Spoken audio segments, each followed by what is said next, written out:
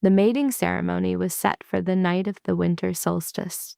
The hall of the Thornfeld pack had been dressed for it, pine boughs on the long tables, white candles in the silver stands, the great stone hearth at the north wall built up to a roaring blaze that threw long leaping shadows across the pelts and shields on the walls.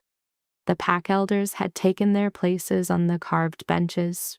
The witnesses had come from 3 neighboring packs in the long valley, dressed in their finest coats and their silver clasps, and they sat along the east and west walls with cups of mulled wine in their hands and the satisfied expressions of wolves who were about to watch a political alliance be sealed in blood and bond. The groom was already at the high seat. His name was Garrick Thornfeld, and he was 43 years old, and he was the pack alpha of the Thornfeld pack, and he was built like a man whose authority had always come from the size of his fist. He stood 6 feet and 2 inches, thick through the chest and shoulders, with a square, heavy jaw and a broad, flat nose broken 3 times in challenge fights, and a mouth that smiled often and meant nothing when it smiled. His hair was dark blonde, coarse and thick, pulled back from his face in a short tail. His eyes were a flat, pale green, the green of shallow pond water, and they did not change when he smiled, and they did not change when he was angry, and they did not change when he was about to hurt someone. He wore a long coat of dark brown leather over a black wool tunic and a heavy silver chain of office around his thick neck, and he stood at the high seat with his hands at his sides and his flat, pale green eyes on the door at the far end of the hall where the bride would enter. The bride was not coming. The bride was running. Her name was Rowena, and she was 21 years old. And she was running through the pine forest in the dark of the winter solstice night with the snow coming down in thick white curtains, and the wind screaming in the high branches above her, and the sound of her own breath tearing in and out of her lungs, and the mating dress, the white wool dress with the silver thread at the bodice that her mother had sewn for her in the long autumn evenings, tearing on the low branches as she ran. She had climbed out of the window. The bridal chamber had been on the 2nd floor of the Thornfeld keep, a cold stone room with a single narrow window and a door that had been bolted from the outside because Garrick Thornfeld had learned 3 days ago that his bride had tried to refuse the match, and Garrick Thornfeld was not a man who permitted refusal. The bolt on the outside of the door was the first of the things he had done to make sure the ceremony would go forward. The 2 guards in the corridor outside the door were the second. The window was narrow, and the drop to the snow-covered ground below was 15 feet, and Garrick Thornfeld had calculated that a girl of 21 in a long white mating dress would not attempt a 15-foot drop from a narrow stone window on the coldest night of the year. He had calculated wrong. Rowena had torn the bottom half of the white mating dress off at the knee. She had tied the torn fabric around her hands for grip.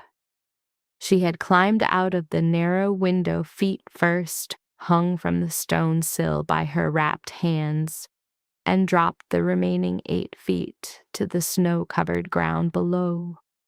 The impact had sent a shock up through her bare feet and her ankles and her knees, and for one terrible moment she thought her right ankle had broken, and then the ankle held, and she was up, and she was running.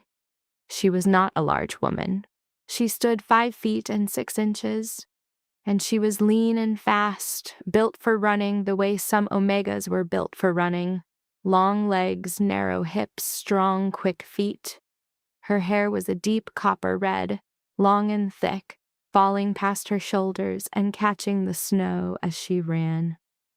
Her skin was pale, almost white in the winter moonlight, with a scatter of dark freckles across her nose and cheeks. Her eyes were a bright, fierce green, not the flat pond water green of Garrick Thornfeld's eyes, but a bright, sharp green like new leaves, like spring, like the color of a thing that is alive and intends to stay that way. Her face was angular and sharp, high cheekbones, a straight, narrow nose, a wide mouth that could smile or snarl with equal conviction, and a thin white scar on her lower lip from the day 3 weeks ago when Garrick Thornfeld had struck her across the mouth for telling him she would not be his mate.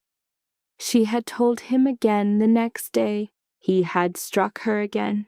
She had told him a third time on the third day, and on the third day he had not struck her. On the third day he had looked at her with his flat, pale green eyes and smiled the smile that meant nothing and said, in the quiet, reasonable voice that she had already learned to fear more than the striking, "The ceremony will go forward, Rowena. Your father has given his word. The alliance between our packs depends on it.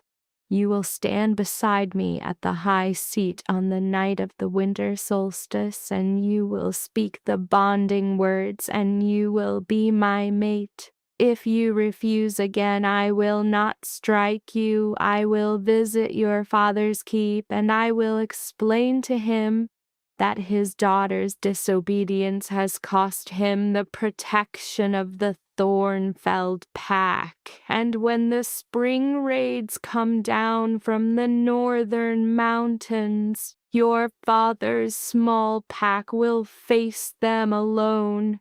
Do you understand me, Rowena?" She had understood him. She had understood that the ceremony would go forward and that there was no one in the valley who would stop it, and that her father, her kind, weak father, who loved her and could not protect her, and had made this match because he was afraid of the spring raids and afraid of Garrick Thornfeld and afraid of everything except his own daughter's eyes. Her father would not help her. So she had stopped telling Garrick Thornfeld she would not be his mate.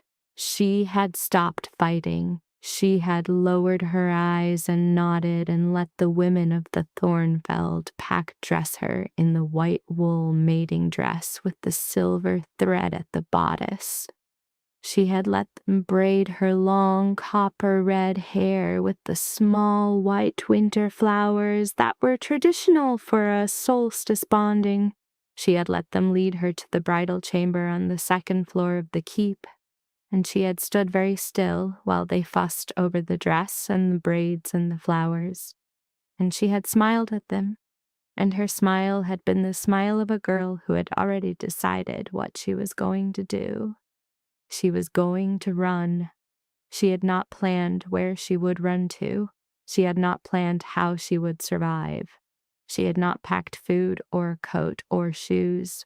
The mating dress had no shoes. The bride was meant to walk barefoot on the cold stone of the great hall as a symbol of her willingness to come to her mate with nothing. She had nothing. She had the torn remains of a white wool mating dress, and her bare feet in the snow, and the 15-foot drop behind her, and the dark pine forest ahead of her, and the storm. The storm had come in from the north an hour before sunset. The wolves of the valley had seen it building in the northern horizon all afternoon. A great dark wall of cloud rolling down from the high mountains, heavy with snow. The elders had said it would be the worst storm of the winter. They had said it was a good omen for the ceremony. The old stories said that a solstice bonding sealed in a storm was a bonding that would last. The wolves of the Thornfeld pack had smiled at that and raised their cups. Rowena had looked at the storm through the narrow window of the bridal chamber and thought, "That is my way out. No one would track her in a storm like this. The scent would be buried in minutes. The footprints would be gone in less. The guards at the gate would not be watching the forest. They would be watching the hall, waiting for the ceremony. And Garrick Thornfeld, standing at the high seat with his flat, pale green eyes on the door, would not know she was gone until the door did not open and the bride did not walk through it. And by then she would be deep in the pine forest with the storm between her and the keep. She ran through the dark pine forest with the snow driving into her face and the wind tearing at the ruins of the white mating dress and her bare feet going numb in the deep snow. She ran without direction. She ran north because north was away from the keep and away from the hall and away from the flat, pale green eyes and the smile that meant nothing, and north was into the storm, and the storm was her ally tonight. She ran until her lungs burned and her legs shook, and the cold had gone from her feet up into her calves and her knees and her thighs, and still she ran. The forest was very dark. The storm had blotted out the moon and the stars, and the only light was the faint blue-white glow of the snow itself, the way deep snow glows in the dark of a winter night when there is no other light to see by. The pine trees were black shapes on both sides of her, bending and groaning in the wind. The snow was coming down so thick that she could not see more than 10 paces ahead. She stumbled over a buried root and went down hard on her hands and knees in the deep snow, and the cold of the snow on her bare skin was a shock that went through her whole body, and she got up and kept running. She did not know how long she ran. An hour, perhaps 2.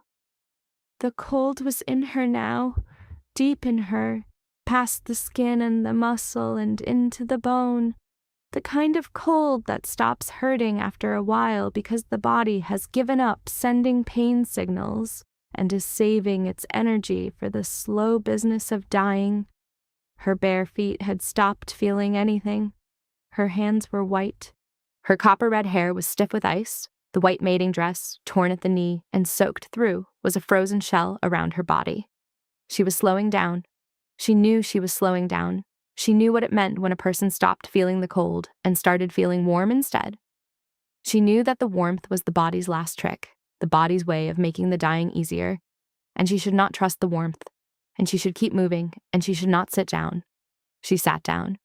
She sat down at the base of a great pine tree with her back against the rough bark, and her knees drawn up to her chest, and the snow falling on her, and the wind screaming above her, and the warm feeling spreading through her body, and she thought, "This is better than Garrick Thornfeld. This is better than the flat, pale green eyes, and the smile that means nothing, and the hand across the mouth, and the bolt on the outside of the door. This is better. If I have to choose between dying in the snow and standing at the high seat of the Thornfeld Hall and speaking the bonding words to a man who hits me, I choose the snow." She closed her eyes, and then the wolf came. She heard it before she saw it. A deep, low sound in the storm, not the wind and not the cracking of branches, but the heavy, deliberate crunch of something very large moving through the deep snow toward her. Something that was not hurrying. Something that knew exactly where she was and was coming straight to her. She opened her eyes. The wolf was enormous. It was the largest wolf she had ever seen. Larger than any wolf in the Thornfeld pack. Larger than any wolf in her father's pack. Larger than any wolf she had seen in the long valley in her 21 years. It stood in the snow 10 paces from the base of the great pine tree, and its shoulders were the height of her chest, and its fur was a dark charcoal gray that was almost black, thick and heavy with snow, and its eyes were what stopped her breath in her frozen chest. Its eyes were a pale ice blue, ringed with bright molten silver, and they glowed in the dark of the storm the way no natural wolf's eyes glowed. They burned with a cold, steady light that cut through the driving snow like 2 small moons. And they were fixed on her face, and they were not the eyes of a predator looking at prey. They were the eyes of something that had been looking for something and had found it. Rowena did not move.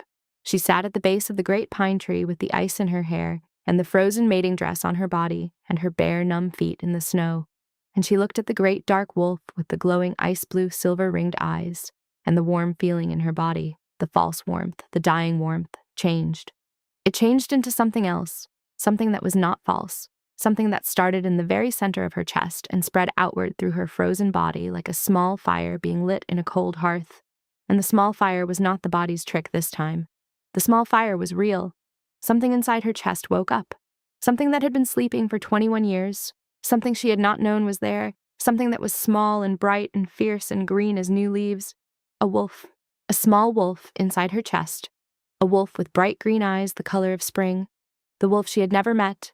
The wolf that had never surfaced in any ceremony, or any moonlit night, or any moment of her life in the long valley. The wolf was waking up now, here, at the base of a great pine tree in the worst storm of the winter, in the presence of the enormous dark wolf with the ice-blue, silver-ringed eyes. And the wolf inside her chest was looking through her ribs at the wolf in the snow and saying, in the wordless way of wolves, "You." The great dark wolf took one step toward her, then another.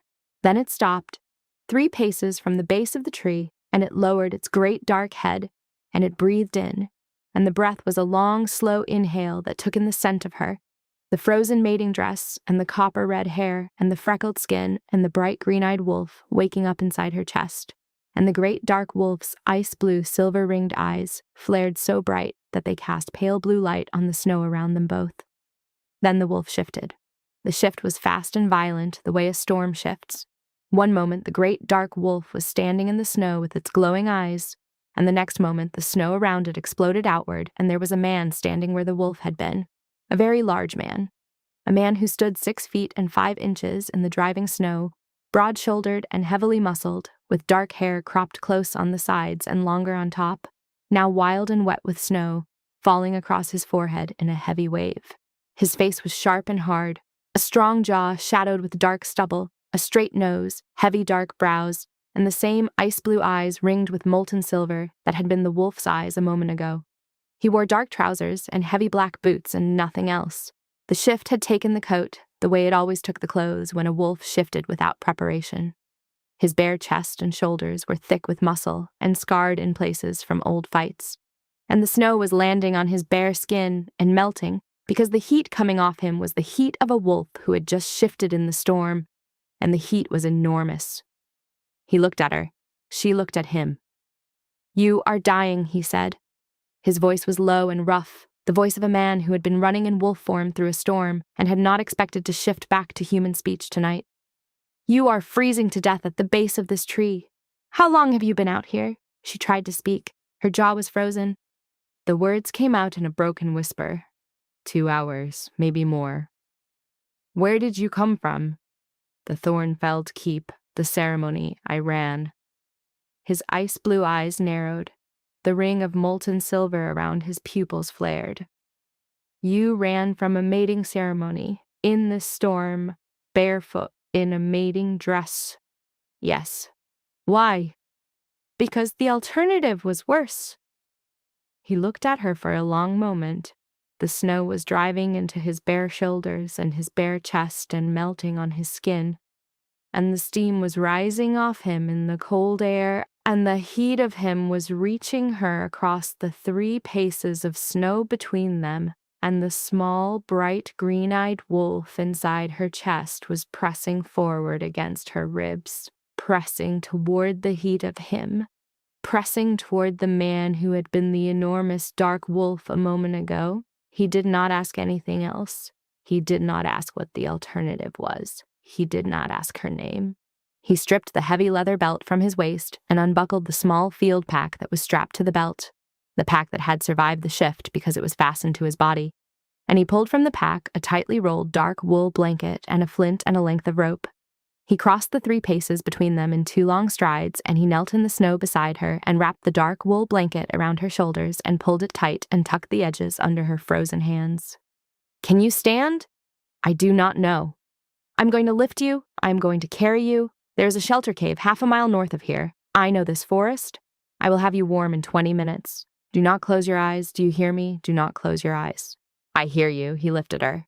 He lifted her out of the snow at the base of the great pine tree with the easy strength of a man who could have lifted twice her weight, and he held her against his bare chest with one arm under her knees and one arm behind her back, and the heat of his body came through the dark wool blanket and into her frozen skin, and the heat was so intense after the hours of cold that it hurt, and the hurting was good, because the hurting meant she was not dead yet. He carried her north through the storm. He carried her at a fast, steady pace through the deep snow and the driving wind, his heavy boots punching through the crust of ice with each step, his bare shoulders and chest white with snow that melted as fast as it landed. He carried her without speaking. He carried her with the grim, efficient focus of a man who had carried wounded wolves out of worse places than this, and his ice-blue, silver-ringed eyes were fixed on the dark shape of the forest ahead, reading the trees and the snow and the wind with the instinct of a wolf who knew every stone and root and ridge in this forest. The shelter cave was where he had said it would be. A low granite overhang at the base of a ridge, deep enough to block the wind, with a bed of old dry pine boughs on the floor and a ring of stones for a fire. He ducked under the overhang and set her down on the pine boughs and stripped the wet frozen remains of the mating dress off her with quick, efficient hands, leaving her in the thin linen shift underneath, and he wrapped the dark wool blanket around her twice and propped her against the back wall of the cave and built a fire in the ring of stones with the flint and a handful of dry pine needles and small sticks from a cache he had left under a flat stone. The fire caught.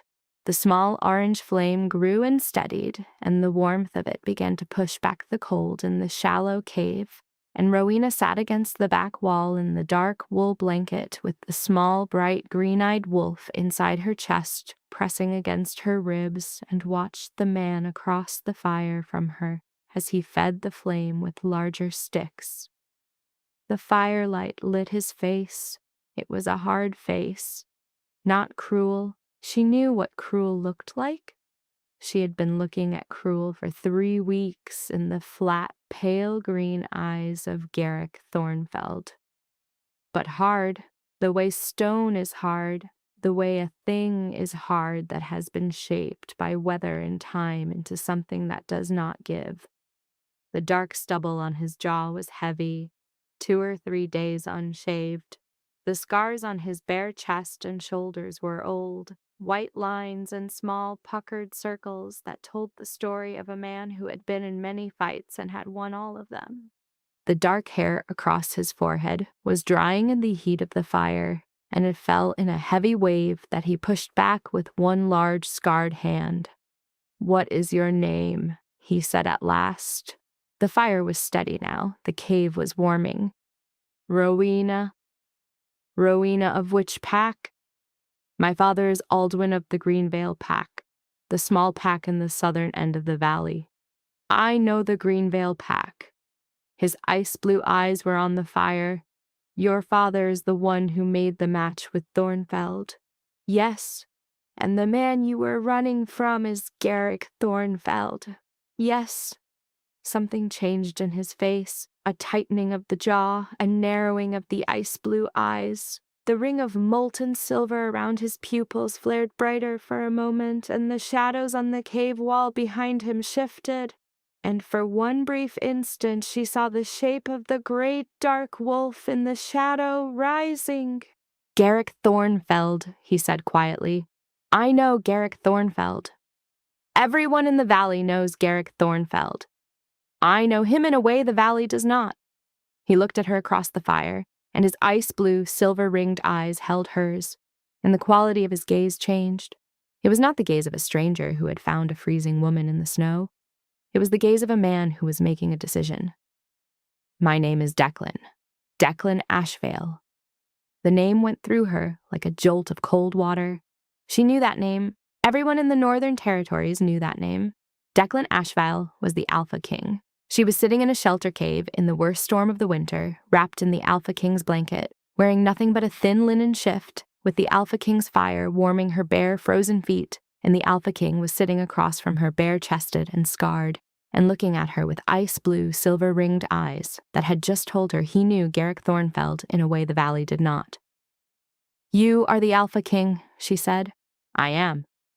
"What are you doing in this forest in the middle of a storm?" I run patrol on the solstice nights. I have done it every year since I took the high seat. The solstice storms drive the wild wolves down from the northern mountains, and the wild wolves do not respect the boundaries of the packs. I run the northern edge of the territories on the solstice nights to keep the boundaries clear. He paused. Tonight I caught a scent on the wind that was not a wild wolf. It was an omega. Running, alone, barefoot, in a mating dress, in the worst storm of the winter. The scent was afraid, but it was not the fear of a woman running from a wild wolf. It was the fear of a woman running from something worse. So you tracked me. I tracked you. I would have found you 20 minutes sooner, but you run fast for a woman with no shoes. Something happened to Rowena's face. The wide mouth that could smile or snarl with equal conviction did something it had not done in 3 weeks. It smiled. Not a large smile, a small, sharp thing, quick and bright, like the flash of a blade in the firelight. Declan Ashvale saw the smile, and something in his ice-blue, silver-ringed eyes shifted, and the ring of molten silver flared, and he looked away at the fire, and the expression on his hard face was the expression of a man who had just been struck by something he was not expecting and who needed a moment to find his balance. They sat in the shelter cave for a long time while the storm raged outside. The fire burned steady. The warmth crept back into Rowena's body in slow, painful increments. First the pain in her feet as the feeling returned, then the shivering, the deep, violent shivering that was the body's way of generating heat now that it had decided to live after all. She shivered in the dark wool blanket and watched the fire and felt the small, bright, green-eyed wolf inside her chest, watching the man across the flames. "Tell me about Garrick Thornfeld," Declan said. She told him.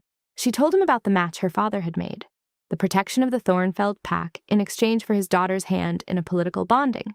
She told him about the first meeting, when Garrick had looked at her with his flat, pale green eyes and smiled the smile that meant nothing, and taken her hand and squeezed it hard enough to leave bruises on her fingers. She told him about the 3 days when she had refused, and the strikes across the mouth, and the thin white scar on her lower lip. She told him about the quiet, reasonable threat against her father's pack. She told him about the bolt on the outside of the bridal chamber door, and the 2 guards in the corridor, and the narrow window, and the 15-foot drop. She told him all of it in the flat, steady voice of a woman who had already survived the worst of it, and was not going to cry about it now. And Declan Ashvale listened without interrupting, and his ice-blue, silver-ringed eyes stayed on the fire, and his jaw tightened, and the shadows on the cave wall behind him shifted and moved in ways that had nothing to do with the firelight. When she was finished, he was quiet for a long time. "Garrick Thornfeld," he said at last, "has been the subject of complaints to the high seat for 6 years. 6 years of grievances from the packs in this valley, omegas mistreated, boundary agreements broken, tribute withheld, smaller packs threatened into alliances they did not want. I have not moved against him because the complaints have never been strong enough to justify the force of the old laws. The old laws are particular about proof. The word of an omega against the word of a pack, alpha, is not enough, not by itself, not without witnesses or records or visible evidence." He looked at her. The firelight moved on his hard face. "The scar on your lip is visible evidence. The bruises on your fingers are visible evidence. The bolt on the outside of a bridal chamber door is evidence of imprisonment. And a woman running barefoot through the worst storm of the winter in a torn mating dress rather than stand beside a man at the high seat, that is not the action of a woman who has been given a free choice." He paused. "The old laws are clear, Rowena. A bonding must be freely given.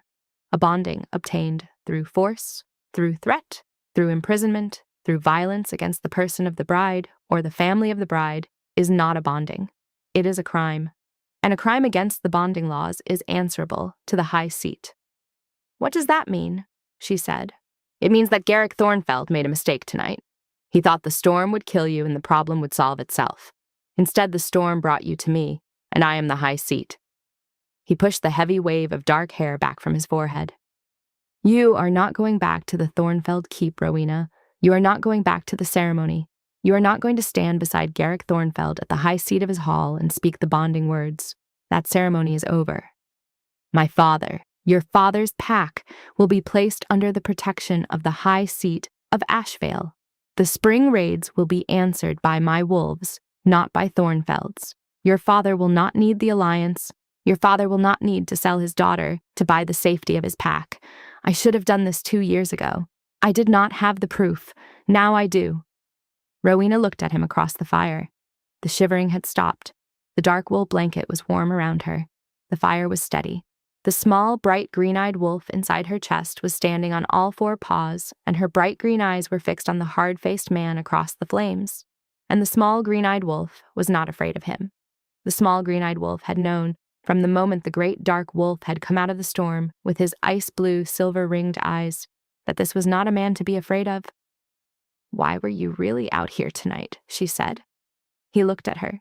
The ring of molten silver around his ice-blue pupils flared softly. "I told you. Solstice Patrol, the northern boundary. You are the Alpha King. You have 100 wolves who could run the northern boundary for you. You do not need to be out here in the storm yourself." He was quiet for a moment. The fire crackled. "I run the Solstice Patrol alone because on the night of the winter solstice, 5 years ago, the wolf inside me started pulling me north. He started pulling me toward this valley. He has done it every solstice since. I do not know why. The wolf does not explain himself. He pulls and I follow. And every year I run the northern boundary of the territories through the storm, and every year the wolf is looking for something, and every year the wolf does not find it, and I go home." He looked at her, and the ice-blue, silver-ringed eyes held hers across the fire. Tonight, the wolf found it. The small, bright, green-eyed wolf inside Rowena's chest pressed forward against her ribs. The press was not gentle. It was urgent. It was the press of a wolf who had just heard the thing she had been waiting 21 years to hear, and the press went through Rowena's chest and into the small, tender place behind her ribs where the mate bond lived before it had a name, and the small, tender place lit up. The mate bond. She felt it ignite the way a person feels a match struck in a dark room. Sudden, bright, undeniable. The bond went from the center of her chest across the 3 paces of firelit air between them and struck the center of his chest, and she saw it hit him. She saw it in his eyes, the flare of the molten silver ring, the widening of the ice-blue pupils, the sudden stillness of his whole body, the way a man goes still when a thing he has been waiting for finally arrives and the arrival is bigger than he expected. "Rowena," he said. His voice was rough. "I know," she said. "I felt it too." The fire crackled. The storm screamed outside the cave. The snow drove against the granite overhang in thick white sheets. And inside the shelter cave, in the warm circle of firelight, the small, bright, green-eyed wolf inside Rowena's chest and the great, dark wolf inside Declan's chest looked at each other through the walls of their people and recognized each other the way 2 wild things recognize each other when they have been searching for a long time and the searching is finally over. He did not cross the 3 paces between them. He did not reach for her. He sat on his side of the fire with his ice-blue, silver-ringed eyes on her face and the mate bond burning between them like a golden wire strung through the dark, and he waited. He waited the way the storm waits, not with impatience, not with demand, but with the absolute certainty that the thing he was waiting for would come to him when it was ready. She came to him. She stood up from the back wall of the cave. She pulled the dark wool blanket around her shoulders. She crossed the 3 paces of firelit air between them and stood in front of him, and he was still sitting, and for once in her life she was taller than someone, and she looked down at the hard face and the ice-blue silver-ringed eyes and the heavy wave of dark hair across his forehead, and she laid her small, cold hand against the side of his vase. He closed his eyes. The moment her hand touched his skin, the mate bond blazed. It blazed from where her cold palm lay against his warm jaw, and it spread outward through both of them in a slow wave of golden light, and Rowena felt it go through her the way warmth goes through a frozen body, filling every cold place, every bruised place, every place where Garrick Thornfeld's fist had landed, every place where the fear had been, filling them with gold, not erasing them but illuminating them. "You tracked me through the storm," she said. "I would have tracked you through worse. You do not know me. The wolf knows you. The wolf has known you for 5 years. I am learning you now." She smiled. It was the small, sharp smile, quick and bright, the flash of a blade in the firelight, and the smile undid something in his hard face, something that had been held tight for a long time, and the hard face softened, not into weakness, but into something that was harder than hardness. the softness of a man who has just discovered the thing that makes the hardness worth carrying. She sat down beside him, not across the fire from him anymore, beside him. She leaned against his warm, scarred shoulder, and the dark wool blanket covered them both, and the fire burned between them and the storm, and the golden thread of the mate bond hummed between their bodies like a string plucked in a quiet room. They talked. For the first time in 3 weeks, Rowena talked to a man who listened. She told him about the Greenvale pack, the small pack in the southern end of the valley, 20 wolves and a handful of omegas, and her kind, weak father who loved her and could not protect her. She told him about her mother, who had died when Rowena was 14, and who had been the strong one, the one who had held the pack together, the one who would never have made the match with Thornfeld, the one who would have looked Garrick Thornfeld in his flat, pale green eyes and said no, and the no would have stuck, because her mother's no was the kind of no that did not bend. "She sounds like you," Declan said. "She was braver than me. You climbed out of a window in a mating dress and dropped 15 feet into the snow and ran barefoot through the worst storm of the winter. I do not know your mother, Rowena, but I think she would say you are brave enough." Rowena was quiet for a moment. The fire crackled, the mate bond hummed. "She would have liked you," Rowena said. "She would have liked that you run your own patrols." "Most people think a king should not run his own patrols." My mother was not most people. My mother believed that a leader who does not walk the same ground as his wolves does not deserve to lead them. Declan looked at her, and something in his ice-blue, silver-ringed eyes was not the hard look of the king, or the flat focus of the wolf, or the careful patience of the man who waited. It was the look of a man who had just heard someone say the thing he had believed his whole life, and had never heard anyone else say aloud. "Your mother was right," he said quietly. They sat like that for a long time. They did not speak. The storm raged, and the fire burned, and the golden bond hummed, and the small, bright green-eyed wolf inside Rowena's chest lay down beside the great dark wolf inside Declan's chest, and the two wolves breathed together in the warm dark behind their people's ribs, and the breathing was slow and steady and matched, and the breathing was the first conversation they would ever have, and it was enough. The storm broke before dawn. Rowena woke to silence, the sudden heavy silence that comes when a storm stops and the world is buried in new snow and nothing is moving. She was lying on the pine boughs at the back of the shelter cave with the dark wool blanket around her and the fire burned down to red coals in the ring of stones. Declan was sitting at the mouth of the cave with his back against the granite wall, looking out at the forest. He had put on a dark wool tunic from the field pack at some point during the night.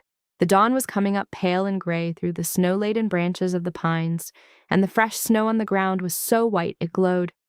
He turned his head when she stirred. "The storm is done," he said. "We need to move. Thornfeld will have sent trackers at first light." She sat up. Her body was stiff and sore. The cold had left its mark in her joints and her muscles, and her feet were swollen and raw from the barefoot run through the snow. But she was alive. She was alive, and she was warm, and the mate bond was humming in her chest like a second heartbeat, and the small, bright, green-eyed wolf inside her was awake and alert and watching the hard-faced man at the mouth of the cave. "Where are we going?" "The high seat of Ashvale, my hold. It is 2 days north of here on foot, but I have a faster way." He rose and came to the back of the cave and knelt beside her. From the field pack, he pulled a pair of heavy wool socks and a pair of leather wrappings and a long, dark wool cloak lined with fur. "These are from my pack cache in this cave. They are too large for you, but they will keep the cold off. Put them on." She pulled the heavy socks onto her swollen feet and winced at the pain and wrapped the leather bindings around them and pulled the dark, fur-lined cloak around her shoulders over the wool blanket. The cloak was enormous on her. It had been made for a man of 6.5 feet, and it came down past her knees, and the sleeves hung past her hands. And she looked, she thought, like a child wearing her father's coat. Declan looked at her in the too large cloak, and something moved in his ice-blue, silver-ringed eyes. Something warm, something almost tender. And then it was gone, replaced by the hard, focused look of a man with a plan. "The faster way," he said. "I am going to shift. You are going to ride on my back. The wolf can cover the ground to Ashvale in 6 hours through the snow. Can you hold on?" "I can hold on." He stepped out of the cave into the new snow of the dawn. The pale gray light of the early morning caught the dark hair and the hard face and the broad scarred shoulders, and then he shifted, and the shift was fast and violent again. the snow exploding outward, the dark wool tunic falling away, the great dark wolf standing where the man had been a moment before. The wolf was as enormous as she remembered, shoulders at the height of her chest, thick dark charcoal gray fur, heavy with snowmelt, ice blue eyes ringed with molten silver burning in the pale dawn light. The great dark wolf lowered himself into the snow, his massive body flat, and turned his great head toward her and waited. Rowena climbed onto his back. She gripped the thick fur at the base of his neck with both hands and pressed her knees into his sides and pulled the dark, fur-lined cloak tight around her, and the great dark wolf rose to his full height beneath her. And the power of him, the raw, muscled power of the largest wolf in the Northern Territories, moved through her body like a wave. He ran north through the snow-buried forest at a pace that nothing born of the natural world could have matched. The great pine trees blurred past on both sides. The snow flew up from his massive paws in white sprays. The cold air cut against Rowena's face, and the fur-lined cloak streamed behind her, and the small, bright green-eyed wolf inside her chest was standing on all four paws, with her ears forward and her green eyes wide, and the green-eyed wolf was not afraid. The green-eyed wolf was exhilarated. The green-eyed wolf was riding on the back of the great dark wolf through the white world of the winter dawn, and the golden thread of the mate bond was singing between them like a wire in a high wind, and the singing was the most alive thing Rowena had ever felt. They ran for 6 hours. They ran through the pine forest and out onto the high ridges where the snow was deep and untouched, and the sky was enormous and pale, and the mountains rose on all sides, like the teeth of the world. They ran through narrow valleys where frozen streams glittered in the weak winter sun, and the ice cracked and sang beneath the great wolf's paws as he crossed them without breaking stride. They ran past the territories of 3 packs, and at the edge of each territory, the boundary wolves came out of the tree line and saw the great dark wolf with the small, cloaked woman on his back and the ice-blue, silver-ringed eyes burning in the winter light, and the boundary wolves dropped to their bellies in the snow and let them pass, because every wolf in the northern territories knew the shape of the Alpha King in his wolf form, and every wolf knew that when the great dark wolf was running with that look in his eyes, you did not stand in his way. They stopped once at the midpoint of the run, beside a frozen stream where a small stand of birch trees broke the wind. Declan shifted back to human form and built a small fire and heated water from the stream in a tin cup from the field pack, and Rowena sat on a fallen birch log, wrapped in the dark fur-lined cloak, and drank the hot water and felt the warmth go down into her body. The swelling in her feet had gone down. The raw skin was healing. The cold was in her still, deep in her bones, but it was the cold of something that was passing, not the cold of something that was killing her. "How much farther?" she asked. 3 hours. Can you hold on?" "I can hold on, I told you that." "I know you told me. I am asking again because the second half of the run goes over the high pass, and the high pass is cold and the wind is bad, and I need to know if you can hold on or if I need to find another way." "There is no other way. You said the wolf form is the fastest." "It is." "Then I hold on. I have held on through worse than a high pass, Declan Ashvale." Something in his ice-blue eyes moved. The ring of molten silver flared. The hard mouth did not smile exactly, but it did something close to smiling. A small shift at the corner, a softening of the line, the look of a man who has just been told something by someone who means it and who the man believes. He shifted back into the great dark wolf, and she climbed onto his back, and they ran. They arrived at the high seat of Ashvale in the early afternoon. The hold of Ashvale was built on a high granite ridge overlooking a wide valley, a great stone fortress with tall walls and square towers, and a long hall with 2 enormous hearths. The gates were open. A tall, lean man with cropped iron-gray hair and steady gray eyes stood in the gatehouse. Haldor, the king's second, who had been waiting since the solstice night for the Alpha King to return from his patrol. The great dark wolf came through the gates at a walk, and Rowena slid from his back into the snow of the entry court, and the wolf shifted back into the man, and Declan Ashvale stood in the cold afternoon light in his dark trousers and boots, bare-chested again, the steam rising from his skin, and he looked at Haldor. "The solstice patrol found something," he said. Haldor looked at the small woman in the too large fur-lined cloak with the copper-red hair and the bright green eyes and the torn remains of a white mating dress showing at the hem of the cloak, and his steady gray eyes widened slightly, and he said nothing. "Bring her inside," Declan said. "South Tower, the warm room with the hearth, a bath, a meal, clean clothes, and send a rider south to the Greenvale pack. Tell Aldwin of Greenvale that his daughter is alive and safe and under the protection of the high seat. Tell him the match with Thornfeld is dissolved." And Thornfeld, my king. Declan's ice-blue, silver-ringed eyes went flat and hard. Thornfeld will come. He will come looking for his bride. When he arrives at my gates, let him in. Bring him to the long hall. I want to be there when he walks through the door and sees Rowena standing beside the high seat. Haldor inclined his head and moved. The warm room in the south tower of the Ashvale hold was large and clean, with a broad bed and a hearth already laid with a fire, and a tall, narrow window looking east over the wide valley. A copper tub was brought up and filled with hot water. Clean clothes were laid out on the bed. A warm, dark green wool dress with long sleeves and soft leather slippers. A tray of food was brought: thick soup, dark bread, roasted meat, hot cider. Rowena bathed. She washed the storm out of her copper-red hair and the ice out of her skin and the last traces of the Thornfeld keep off her body. She dressed in the clean, dark green wool dress. She ate. She sat in the warm room with the fire burning and the hot cider in her hands and the mate bond humming in her chest, and she looked out the window at the wide valley below the ridge and the distant mountains beyond. And she thought, I ran from a ceremony and into a storm, and the storm brought me to this. The storm brought me to a wolf who had been looking for me for 5 years on the solstice nights. The storm brought me to a warm room with a bolt on the inside of the door and clean clothes and food and a man who did not ask me for anything except whether I could hold on. She smiled. The small, sharp smile, quick and bright, the blade in the firelight. Garrick Thornfeld arrived at the gates of Ashvale 3 days later.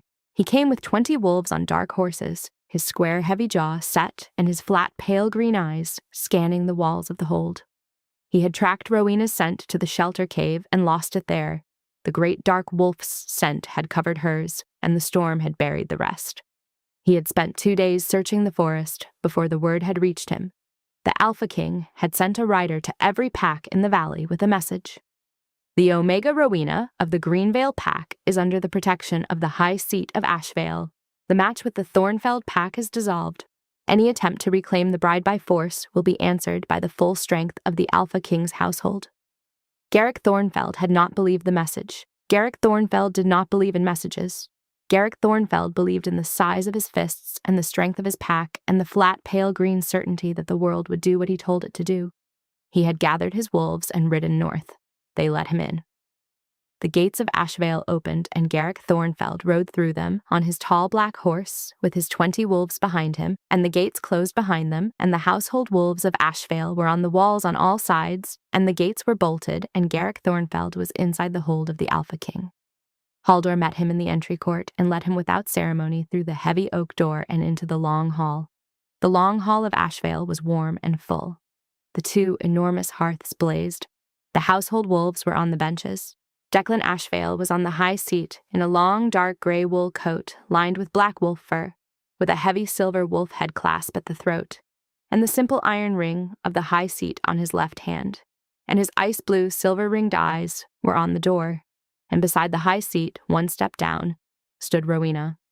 She was not wearing the torn white mating dress. She was wearing the dark green wool dress with the long sleeves and the soft leather slippers, and her copper-red hair was washed and loose around her shoulders, and her bright, fierce green eyes were on the door, and the thin white scar on her lower lip was visible in the firelight, and she was not lowering her eyes. Garrick Thornfeld walked the length of the long hall and stopped at the foot of the 3 stone steps to the high seat, and his flat, pale green eyes moved from the Alpha King on the high seat to the woman standing beside it, and his square, heavy jaw tightened, and the smile that meant nothing came onto his face. My king, I have come for my bride. She is not your bride, Thornfeld. The match was made. The ceremony was set. The alliance between our packs. The match was made under duress, Thornfeld. The bride was struck. The bride was imprisoned. The bride was locked in a chamber with a bolt on the outside of the door and guards in the corridor. The bride ran barefoot through the worst storm of the winter rather than stand beside you, and I found her freezing to death at the base of a pine tree 2 hours into the forest. That is not a match. That is a crime. Garrick Thornfeld's smile did not change. The girl is dramatic, my king. She is young, and she was nervous about the ceremony. It is common for young brides to have the wedding fear. I would not have harmed her. You struck her across the mouth, Thornfeld. The scar is on her lip. I can see it from here. The smile flickered. The flat, pale green eyes moved to Rowena's face, to the thin white scar on her lower lip, and the eyes did not change, because they never changed. But something underneath them shifted. The the shift of a man who is beginning to understand that the ground under his feet is not as solid as he thought. Declan Ashvale rose from the high seat. He rose to his full height of 6.5 feet, and the heavy, dark gray coat settled around him, and the silver wolf head, clasped at his throat, caught the firelight, and his ice-blue, silver-ringed eyes looked down at Garrick Thornfeld from the top of the 3 stone steps. The old laws are clear. A bonding obtained through force, through threat, through imprisonment, through violence against the person of the bride is not a bonding. It is a crime against the bonding laws, and a crime against the bonding laws is answerable to the high seat. You cannot— The match is dissolved. The Greenvale pack is under my protection. Your Omegas will be interviewed by my second within the month. If the interviews reveal what I expect them to reveal, the consequences will go beyond the dissolution of this match. Declan paused. And Rowena is not going back to your keep, Thornfeld, not today, not ever. She is promised to me. She is not promised to you. She is not a thing to be promised. She is a free woman, and she has made her choice, and her choice was to run barefoot through a storm rather than stand beside you. That is the clearest answer any woman has ever given any man, Thornfeld. The answer is no. Garrick Thornfeld's smile was gone. His square, heavy jaw was clenched. His flat, pale green eyes were on the Alpha King, and for the first time in Rowena's experience of him, the eyes changed. The flat, pale green went dark, and the change was the change of a man who had been told no for the first time in his life by someone he could not strike. You will leave my hold, Thornfeld, Declan said quietly.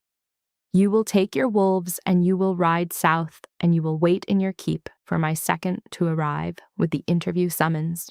If you come north again without my invitation, the gates will not open for you.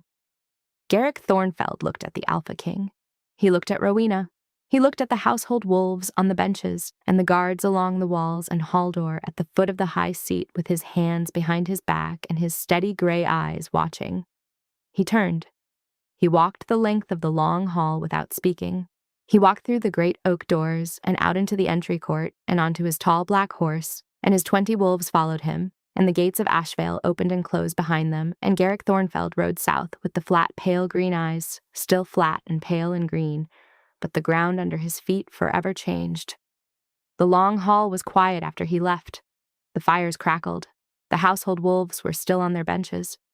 Declan Ashvale stood at the top of the 3 stone steps and looked at Rowena, and Rowena looked at him. It is done, he said. It is done. She climbed the 3 stone steps to the high seat. She stood in front of the Alpha King. She reached up. She had to reach up because he was a foot taller than her.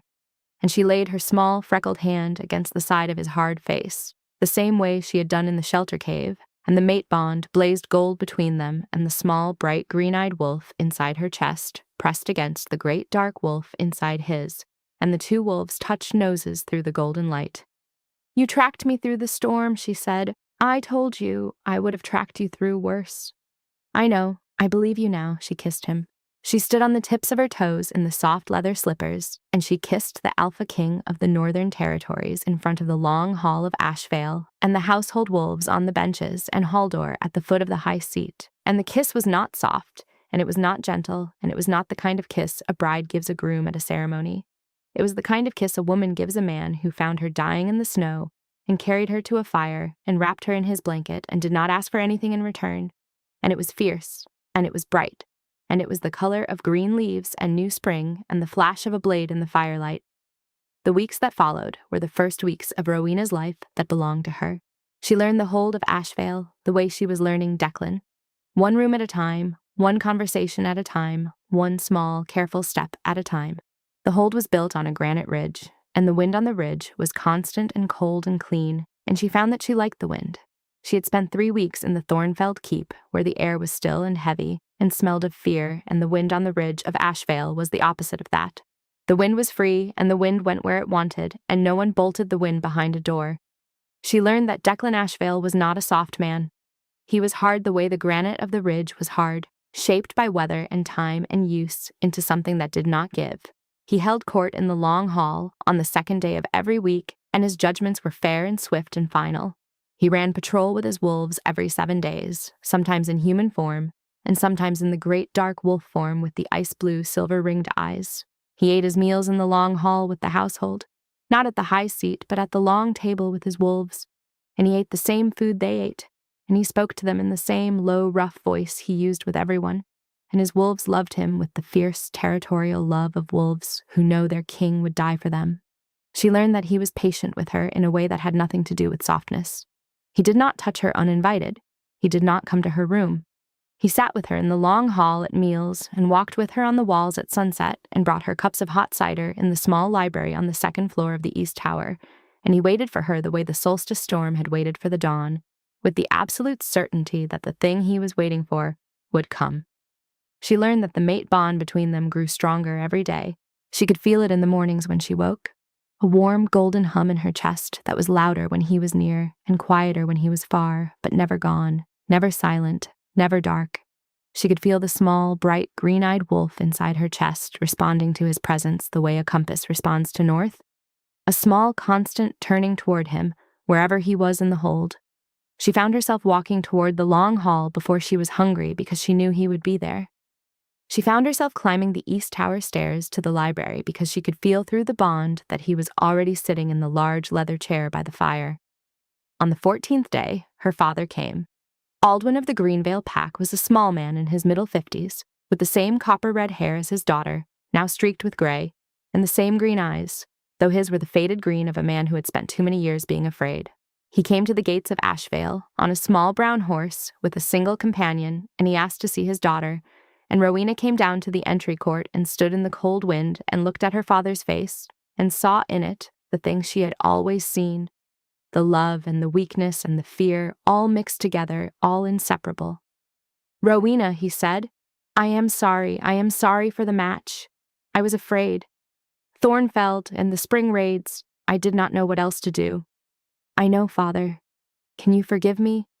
She looked at him for a long time. The wind moved her copper-red hair. The mate bond hummed in her chest. The small, bright, green-eyed wolf inside her was watching the small, faded, green-eyed man on the brown horse, and the wolf's expression was not anger and not forgiveness, but something between them, the expression of a young wolf who has outgrown the den and loves the den and cannot go back to the den. "I forgive you, Father, but I'm not coming home." "I know, child, the Alpha King's rider told me." He looked up at the walls of the hold and the great stone towers and the silver wolf-head banners on the battlements. "You are safe here." "I am safe here, and I am free here, and I am choosing to be here." "The choosing is the part that matters." Her father nodded. He reached out from the saddle and took her hand, and his hand was small and worn and shaking slightly, and she held it for a moment and then let it go. He rode back south to the Greenvale pack, and Rowena watched him go from the top of the western wall until the small brown horse and the small man on its back were a speck on the long road through the valley, and then nothing at all. Declan stood beside her on the wall. He did not speak. He did not put his arm around her. He stood with his hands clasped behind his back and his ice-blue, silver-ringed eyes on the valley and his great body between her and the wind, and his presence beside her was the wind itself, the wind that could not be bolted behind a door, the wind that went where it wanted, the wind that was free. "He is a good man," Rowena said. "He is weak and he is afraid, and he made a terrible choice, but he is a good man." "Most people are more than one thing," Declan said. "The question is which thing they choose to be when the choosing matters." "He chose wrong." "He did. And you chose right. And you are both here now, on different sides of the same choice, and the world goes on." She looked at him, the hard face in the cold wind, the ice-blue eyes on the horizon, the king who ran his own patrols and read the old laws every morning and stood on walls at sunset, and did not put his arm around a woman who had not asked him to. She leaned against him. She leaned her shoulder against his arm. The smallest possible lean, the kind of lean that could be mistaken for the wind pushing her, but they both knew it was not the wind. The mate bond hummed. The small, bright, green-eyed wolf inside her chest pressed herself against the great dark wolf inside his, and the wind went on over the ridge, and the valley spread out below them in the pale light of winter, and the world went on. The binding ceremony was held on the first day of spring. The ice was breaking on the rivers in the wide valley below the ridge. The first green shoots were pushing up through the dark earth in the small walled garden at the south side of the hold. The sky was the clear, pale blue of a spring morning, and the sun was warm for the first time in months, and the wind on the ridge was gentler than it had been all winter. The ceremony was held in the walled garden. The household wolves of Ashvale filled the garden in their gray coats with silver wolf-head clasps. Haldor stood at the eastern wall with his steady gray eyes and his hands behind his back. Aldwin of the Greenvale Pack had come north again for the ceremony, and he stood in the front row of witnesses with his copper-red hair and his faded green eyes bright with tears. Rowena stood in the center of a circle of pale stones laid into the dark spring earth. She wore a dress of deep forest green wool with copper embroidery at the cuffs and hem. The green of new leaves, the green of spring, the green of a thing that is alive and intends to stay that way. Her long copper-red hair fell loose around her shoulders, and a crown of small white wildflowers was in her hair, and her bright, fierce green eyes were steady, and the thin white scar on her lower lip caught the spring light, and she was not hiding it. She was not barefoot this time. She had chosen this. The last ceremony had been a cage. This one was a door. She had opened herself. Declan Ashvale walked into the garden. He wore a long, dark gray wool coat, freshly brushed with the black wolf fur lining and a heavy silver wolf head clasp at the throat. His dark hair was cropped clean, and the heavy wave on top fell across his forehead. His hard face had been shaved clean. The dark stubble was gone, and beneath it was the strong jaw and the straight nose and the heavy brows and the mouth that was hard and patient and waiting. His ice blue eyes with the ring of molten silver found hers across the garden, and the ring flared, and the mate bond blazed between them. He came to the circle of pale stones. He held out his hands, palms up. She placed her hands in his. The golden light of the bond flared where their skin met and spread outward through the garden in slow, warm waves. "Rowena of the high country," he said, his low, rough voice carried to every wolf in the garden. "I did not find you at a ceremony. I found you dying in the snow at the base of a pine tree in the worst storm of the winter, barefoot and frozen and more alive than anyone I have ever met. I did not ask you to stay. I told you I would carry you to a fire, and I did, and everything after that has been your choice.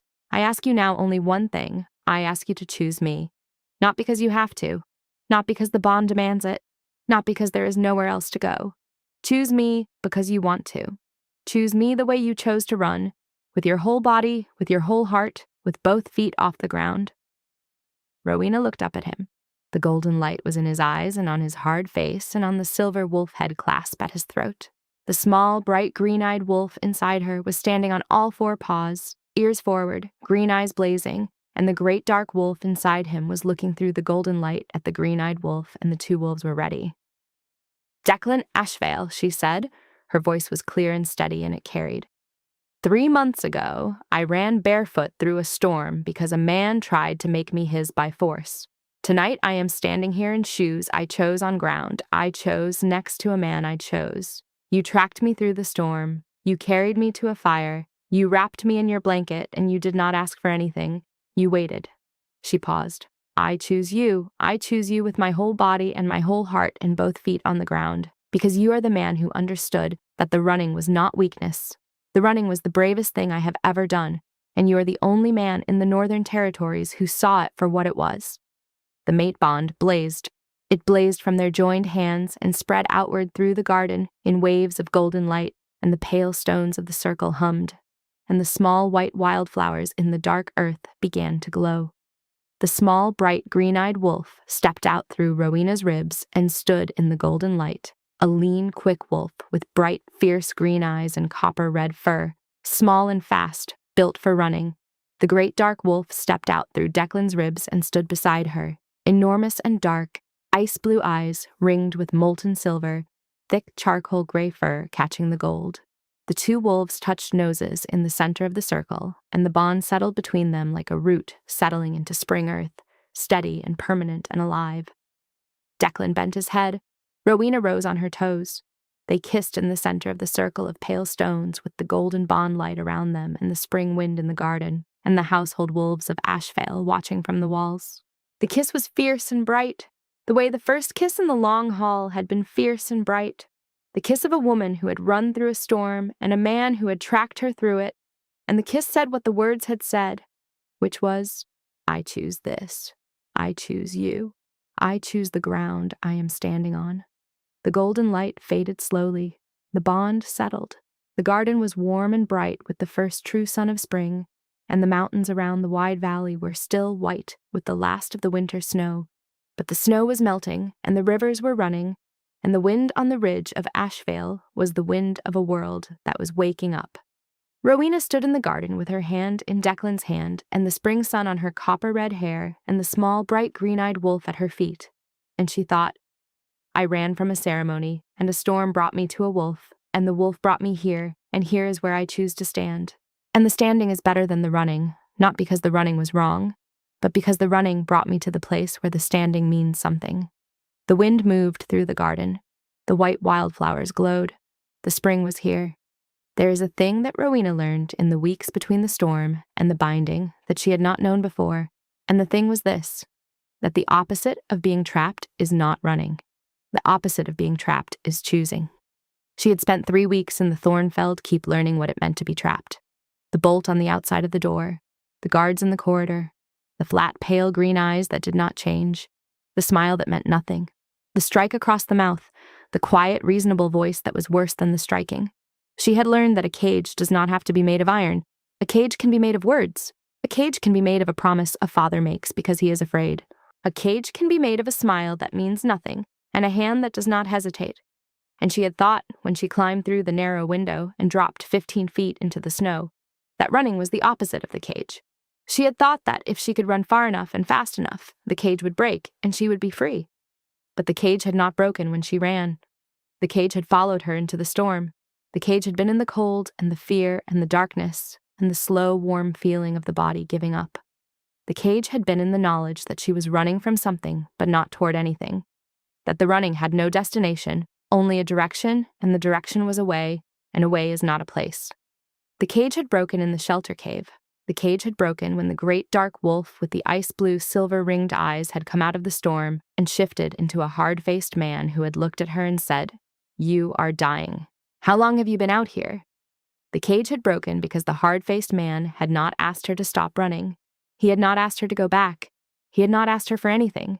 He had wrapped her in a blanket and built a fire and sat across from her and waited. And the waiting was the thing that broke the cage, because the waiting meant that whatever happened next was her choice. That was what she learned in the weeks at Ashvale. She learned that Declan Ashvale was a man who waited. He waited for her to come to breakfast. He waited for her to come to the library. He waited for her to come to the wall at sunset. He waited for her to sit beside him instead of across from him. He waited for her to touch him first. He waited with the patience of a wolf who has been tracking something for 5 years and who understands that the tracking is not the same as the catching, and the catching is not the same as the keeping, and the keeping only means anything if the thing that is kept has chosen to stay. She learned other things, too. She learned that the hold had a small forge at the west wall where the blacksmith, a broad, quiet woman called Bridget, made the silver wolf head clasps that every Ashvale wolf wore on their gray coats. Rowena spent 3 afternoons watching Bridget work, the small bright sparks in the dark forge, the careful shaping of the silver, the wolf heads taking form under the blacksmith's hammer. And on the 4th afternoon, Bridget had looked at her with steady dark eyes and said, "You can try if you like." And Rowena had tried. She had taken the small hammer and the piece of warm silver, and she had made something that was not a wolf head, but was not nothing either. And Bridget had looked at it and nodded and said, "Again." And Rowena had come back the next day and tried again. She learned that the hold had a stable of tall, dark horses, and that the stable master, an old man with kind eyes, would teach her to ride if she asked. She asked.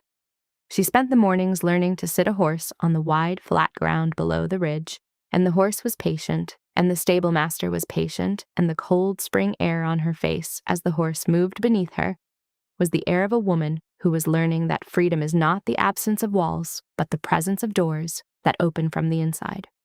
She learned that Declan read the old laws every morning, the same heavy leather-bound book, the book of the codes that govern the packs of the Northern Territories. She asked him about it one evening in the library, and he told her that the old laws were the only thing standing between the packs and the kind of cruelty that Garrick Thornfeld practiced. He told her that the laws were old and imperfect and full of gaps, and that he spent his evenings reading them because a king who did not know his own laws could not use them to protect the wolves who needed protecting. "Is that why you became king?" she asked. He was quiet for a moment. The fire crackled in the hearth. "I became king because my father was king before me, and his father before him. I did not choose the high seat, but I choose what to do with it. And what I choose to do with it is make sure that no Omega in my territories has to climb out of a window, barefoot, in the middle of a storm because a man with a smile that means nothing has decided that she belongs to him. She looked at him across the fire. The hard face, the ice-blue, silver-ringed eyes, the heavy wave of dark hair across his forehead, the scars on his hands from years of patrol, the iron ring of the high seat on his left hand. You are a good king, Declan. I am a king who reads the laws and runs his own patrols and found a woman dying in the snow on a solstice night. Whether that makes me good or not is for the wolves to decide. The wolves have decided. I can see it in the way they look at you in the long hall. He looked at her, and the ring of molten silver in his ice-blue eyes flared softly, and the hard face did the thing it only did when she said something that reached through the granite. It softened just for a moment, just enough for her to see the man underneath the king and the wolf underneath the man. On the 21st day, Haldor returned from the Thornfeld territory with his report.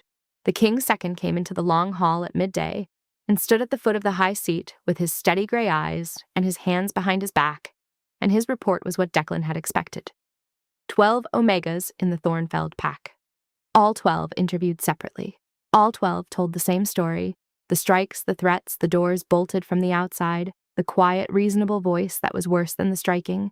3 of the 12 had scars. 1 of the 12 had a broken arm that had healed crooked because the healer had not been permitted to set it. All 12 had asked to leave the Thornfeld pack.